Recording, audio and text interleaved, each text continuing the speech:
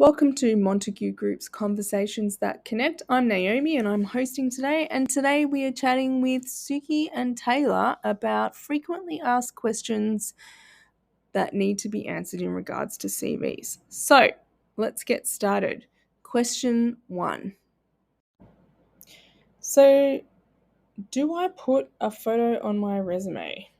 I think it's very old school, but it's not necessary. I mean, we don't need a photo. We don't know. We don't know. What else you know? Yes, we don't need a photo. And maybe in the olden days, sorry, I'm part of the olden days, but maybe in the olden days we needed one because we didn't have LinkedIn. Yeah. And it's nice to just see the person that's applying for a position. But now the first thing we do is when we get a resume, we go onto LinkedIn, go have a look. And not all people have a photo on LinkedIn, but 99% do.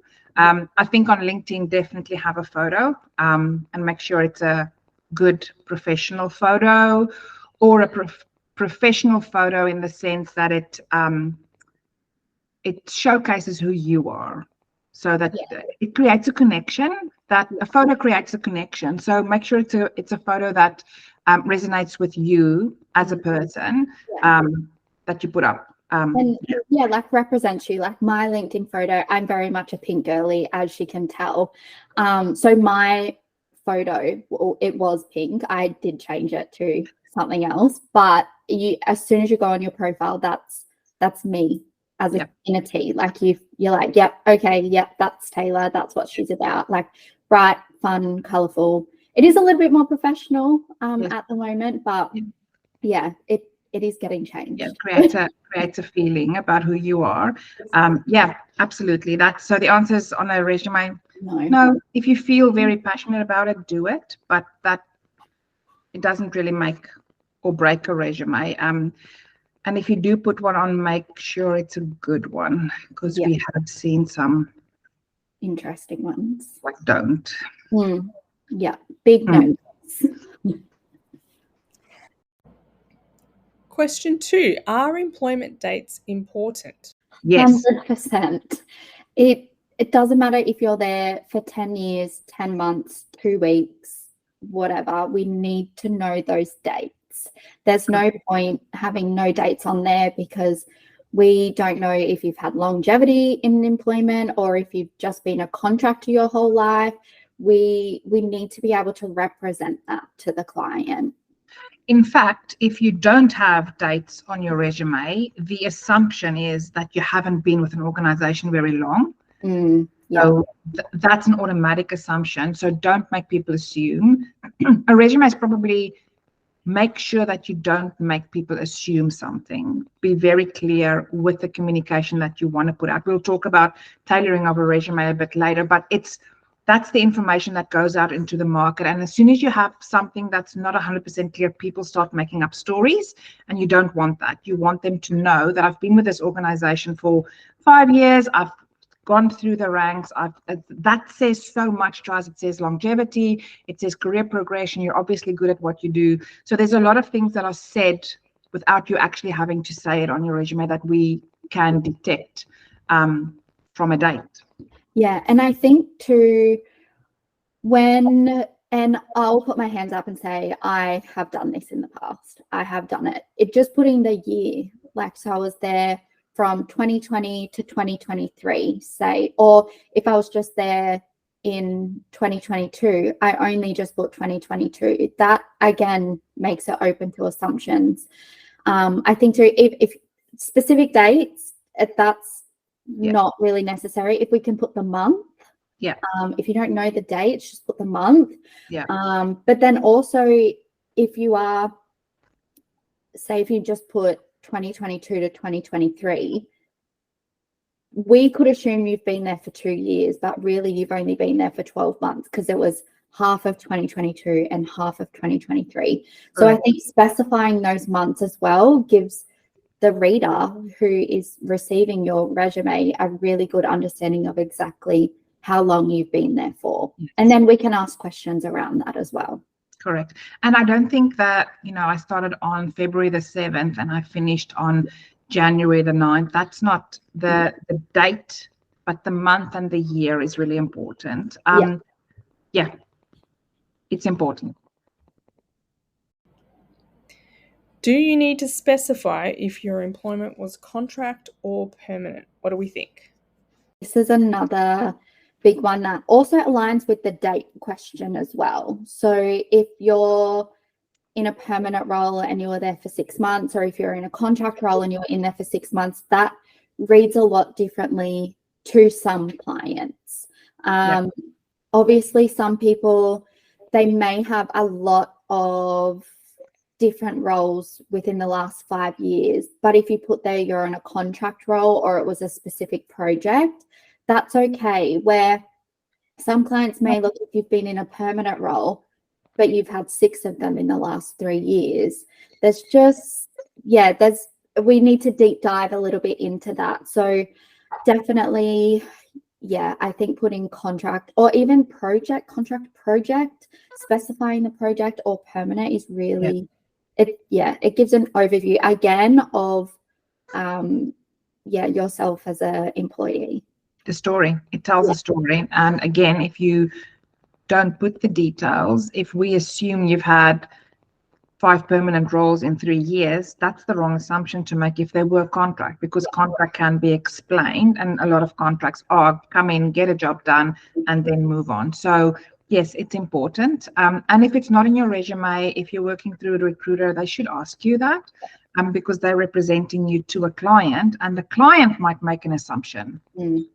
So it's, again, just being open, transparent, and not allowing one of the individuals in the pathway or the journey that your resume takes to get to the hiring manager or even get an interview, that they don't have to make up a story or think that they understand what your resume says. Yeah, it's all in front of them, black and white. Yep. Yeah, it makes it easy for them to see. So, next question. Do I put reference contact details on my resume? I don't see the need for it. I think it's just wasting space. And apart from that, your references are doing you a favor by giving their time to provide a reference. So the courteous and right thing to do is, before they get contacted by a recruiter or an employment or a company, is to let them know, hey, just to let you know, I've applied for this position. I've given the client your reference details, not on my resume. I've provided it after the fact. Are you okay for them to contact you? Yes. Is there a specific time you would like to be contacted? So just to show the respect to the referee, because they're giving time to give you a reference. So don't put it on the resume for the one reason that you don't want them to be contacted out of the blue. And secondly, if you do put them on your resume, you're providing a business development list to a recruiter that will use that contact details to call your manager that you used to work with. And I've seen this happen in the past where you're actually still at the company, and then the reference gets called, and you haven't had the conversation to say that you're actually moving on, or just don't do it. There's the potential for things to go wrong is so big. Yeah. And we don't need it until you get to the stage that you need a reference check. So there's really... When you do need it, we'll ask you. Yeah. Like, and we're ready now. Your references could have changed already. Correct. From putting them on there. So, yeah. No. So the next question is, are achievements important to highlight? And even better if they're relevant to the job that you're applying for. Correct. And I think where this really comes in is if you're in that project or program management space, and being very specific about the budget of the project that you worked on, or the what the project's value was. That's important, and the achievement that you had under that, because as a project manager, that's how you get defined really, is the projects that you've worked on. So in all the roles, achievements are important, and be specific. And like Tayla said, if you can tailor it towards the role that you're applying for, especially if those deliverables of that role you're applying for do match up with your highlights or successes, definitely. And highlight them, put them right at the beginning, like put them at the top so it's the first thing that we see. Yeah. And I think the rule here is ultimately your resume has to do the talking for you. And it's a piece of paper. So how do you, if you think about if I'm recruiting and I'm looking at a piece of paper, the more I can go, oh, yes, yes, yes, it aligns with the role that I'm recruiting for, the more chance you have that somebody's going to pick up the phone and say, hey, I'd like to have a conversation with you because you align with this role. As soon as you have to start looking and figuring out, did he, you're making it difficult. And yes, it means potentially tailoring your resume to each role, but that's what it means. Yeah. So how should a person tailor their resume? Tayla, looking at you. But the main thing that I stress to people when we are getting to that submission stage is you don't have to print it off, but if you want to print off the position description or have it on one side of your computer, have your resume on the other side of the computer, look at those deliverables, the mandatory, all of that, the mandatory skills, even the desirable ones, and making sure that those keywords that is in that position description or the deliverables are smack bang right there in your resume. Correct. And that just feeds back into the previous answer is make it tick, tick, tick, tick, tick. Oh, I've got to ring this person. Because what your resume needs to do is your resume needs to create somebody or force somebody to do an action. The action is, hello, Tayla, can you please get Mark, Sarah? I'd love to meet them because they fit the criteria. Or, hey, Mark, hey, Sarah, can you please come in and meet me? Yeah. That's what you want. Once you have that interview set up, then you can have the conversation. But before then, the resume needs to do the talking for you. If you're applying directly with an organization, you don't necessarily have an opportunity to have a conversation or add a bit more detail to your resume. Sometimes there's a cover letter, sometimes not. If you're working through a recruiter and we have a good relationship with the hiring manager, we can have a conversation and explain why we're putting this person forward for this position, and the resume supports that. So your resume still, and it's been like this forever, it needs to do the talking for you. And I think too, and that also comes back with that question, do I need to specify if it's contract or permanent? Because the contract work is very different to permanent work. Although from an outsider, you're like, oh, it's just a short-term employment, but it's a lot different. Especially if you're going through an agency, like you're not employed directly by the client. So you'll be employed by us and then contracted to a client. So it's very different. And I think too, if you can highlight again in your resume, this job's a contract job, I've done contract work. So that is again just like mirroring that description, because sometimes it is hard for a permanent employee to go into contracting, or it's hard for a contractor to step into permanent work.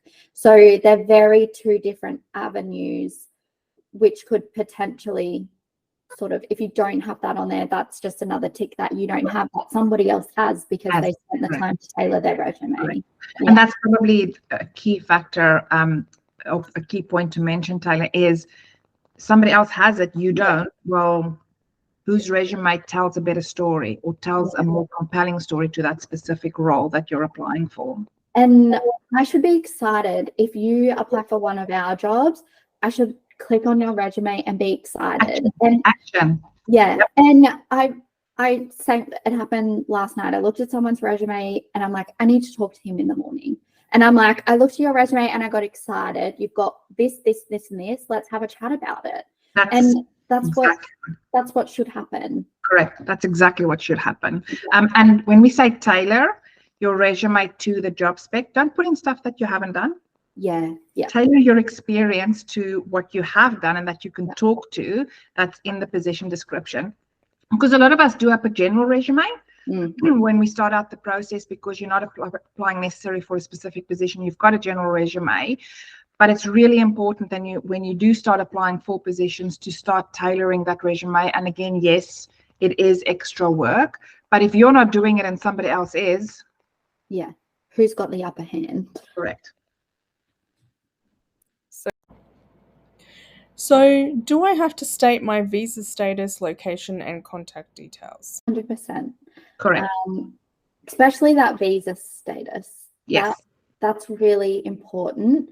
It opens up another discussion for us, especially if we know that our client, they are open to part-time work. And if your visa is student visa that only offers the 24 hours a week now, that's really important to have there. But even if you've got full-time working rights, it's important. Yeah. So when we talk about the visa status, again, my name is not an Australian name. So if I don't put on the fact that when I had a permanent residency visa, if I didn't put that on, again, I'm allowing people to assume that because I didn't put it on, maybe I don't have the rights to work, because that's the assumption that happens. It's not the other way around. It's like, oh, she didn't put it on, so she has the right to work. The assumption is she didn't put it on, so she doesn't have the right to work. So automatically, you do not get contacted. If you have the visa stated, don't assume. If you have citizenship, state that. Just put it on there. It's a few words. Again, be as transparent as possible so that people have the information that they can make a decision about it. In terms of contact details, please, telephone number and email, so that if we can't get a hold of you on phone, we can send you a message to say we'd love to talk to you. So the worst thing is to put out a resume, create the excitement, like Tayla said, I'm excited to talk to you, and then we can't get a hold of you. Yeah, and I have to scrounge around and try to find your LinkedIn profile, and I'm like, is this the right person? Is this not? Yeah, and then try to get a hold of you that way, and make it easy. Make it easy for people. Put the contact details at the top under your name. Some people have the contact details right at the bottom. Just a little thing. I have to scroll all the way down to get your contact details. If it's at the top, brilliant. And then we'll just work our way through the resume. In terms of the location, that's an interesting one, because you might be based in Sydney, but want to work, you're relocating and you're looking for roles in Brisbane. When I'm recruiting for this role in Brisbane and your resume say you're based in Sydney, you're probably not going to be the first person I contact, because you're not in Brisbane. I'm looking for local people that can start tomorrow if it's potentially a contract position. So I would actually specify based in Sydney looking to relocate, or relocating to Brisbane. Or relocating to Sydney, or relocating to whatever. Definitely put that in the resume so that we know, oh, actually, this person looks perfect and they're relocating, so we'll have the conversation. 100%. And just those little words go a long way, and it doesn't put you in, it's not disadvantaging you by putting that there. Correct.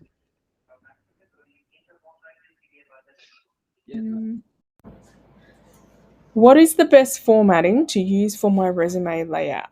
I really like this question. So, and this is a preference, and this is what I like, and this is what I've found to be suitable, I guess you could say. So I think the first thing, your name right up the top, and then, like Suki said, contact details. If you can either put your phone number, email address, your visa status or your citizenship, working rights, and then your location or relocating to. Yes. I think then. Can I interject quickly? One thing we didn't speak about is if you do have federal government clearance, like baseline or NV1, please put that on there. Don't assume because you've worked with the Department of Defense, we will know that you have a level of clearance. That is an assumption. But again, just be clear about it. You've got it, put it on. Yeah, definitely. And next, I think is really important to put your skills.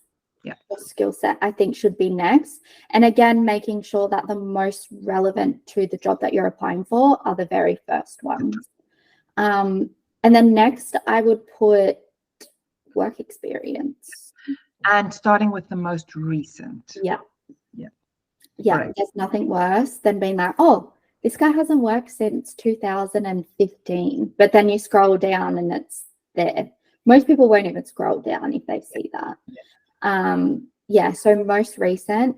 Under that, I think education would come next. Yeah. And I think education is one of those that you can put at the top or you can put it at the bottom. It really just depends what the position description wants. Some position descriptions really specify that they want a degree in this, or the some sort of certification. Then I would put it at the top. But if there's no mention of a position in the position description about the education, then it can be at the bottom.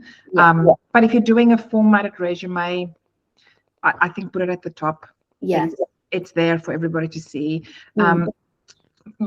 Make it easy to read. The worst thing you can do is have somebody look at your resume and trying to figure out when did they work, where did they work, what did they do, what are their skill sets.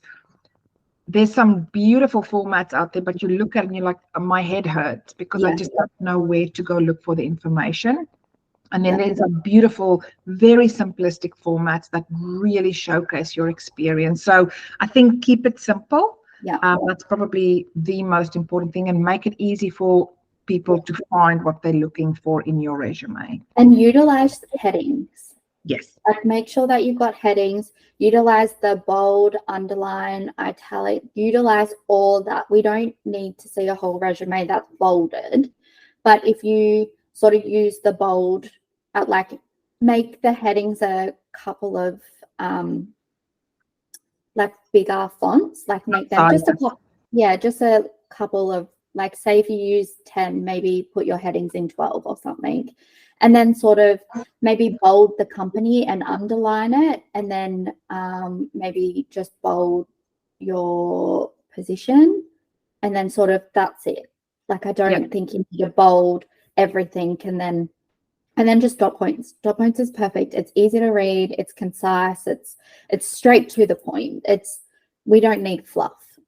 Yeah, correct. Should my LinkedIn and Seek profiles match my resume? Yes, yes, yes. There is nothing. Well, again, having this not the same opens up assumptions that something's lying. Like, is your LinkedIn right, or is that a lie? Is your resume right, or is that a lie? Like 100%. Yes, you need to make sure that dates line up, roles line up, companies line up, everything. Yeah. And there's a bit of a gray in there, specifically when it comes to LinkedIn, because if you're tailoring your resume to different positions, you'll have a different format of your resume than the breakdown of LinkedIn. Well, the main breakdown should not be different. So the titles, the company that you worked for, and the dates that you were there, that should all align. The inside of it, like the content of each role, that might differ a bit. And I don't think I think companies understand that I'm applying for a business analyst position or PM focused with BA, and I don't necessarily have that specific content under this role, but the role's still there, the company is still there, and the dates are still there. So you don't have to update your LinkedIn profile for every role that you're changing your resume for, but make sure that the main attractions are exactly the same as they are.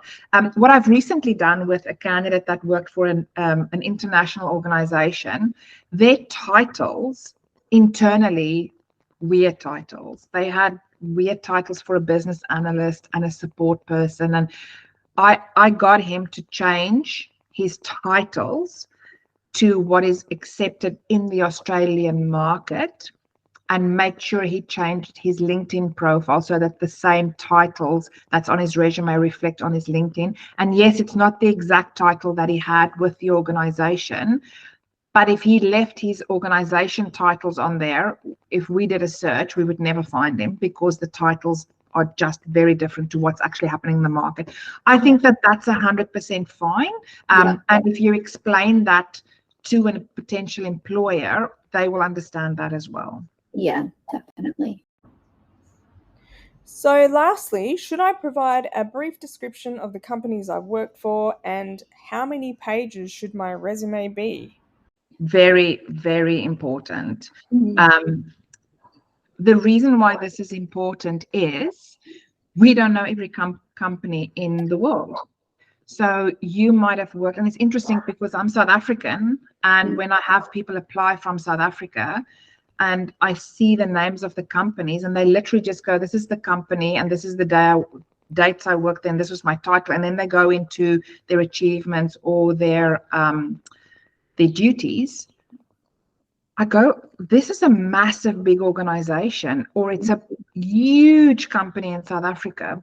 And I know that because I'm from South Africa. But the same, exactly, Taylor would not know. We've actually had that example where I went, oh, this person worked for this company. They're huge. It's like, oh, really? Yeah. Again, that creates a different perspective when you're reading a resume. Or, oh, this company does exactly what this company in Australia does. They're aligned with the product or the services.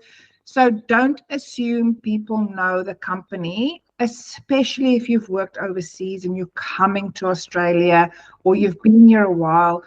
Put that in. If it's an insurance organization, if it's a whatever company. Again, it just provides a bit more detail to the picture of you and your resume and your background. And the same for Australian companies. I don't know every company in Australia. So just put a little blurb. I actually do that for candidates when I submit their resumes. I actually go in and I Google the company and I found out about us. Yeah. I put that in because that's important. And it just needs to be a sentence or two. It doesn't need to be massive. It could be this company or whatever its name is a non-for-profit that values or that works with mental health, and it just it's something very simple, basic. We don't need a whole spiel, just a sentence or two. Correct. And how valuable is it if you have worked in an organization that is exactly in the same space as the company that you're applying for? That connection can only be made if you make that connection for the person reading your resume. Yeah. Hugely important. Yeah, it could make or break somebody calling you. Correct. And the final one is, how long should my resume be? Interesting one. It's hard to say, but there is nothing worse than looking at someone who has 7 or 8 pages and it's full of fluff, and it's, you may have if you've been a contractor for 20 years, you could fill up that 8 pages, but you don't necessarily have to give us a description for 20 years worth of work. So I personally love a 2 or 3 page resume. I think anything over that just gets too much and it can get boring. Yes. And it's not relevant. No. Like something you did 20 years ago, especially in the area that we specialize in, it's not relevant anymore. Yeah. So I used to say to candidates, draw the line at 10 years. And then anything that you did before that, we can just summarize, that we don't have to go into any detail, so that we can show continuity where you start your career and how you progress. But that can be a line for each company. Yeah. I think that's changed a little bit, because even things that have happened, like if I said 10 years, we're talking about 2013. Yeah. It's not really that relevant anymore. So it's maybe sitting around that 5-7 years at the moment. What we do, if you have done a role 15 years ago that is really relevant, and that's not necessarily the role, but it might be the industry. Highlight that, and that can be in the description side of your resume, where you go, this is who I am, this is the skills I bring, this is the industry experience I bring, so that little profile. But again, you don't have to go into the detail of that.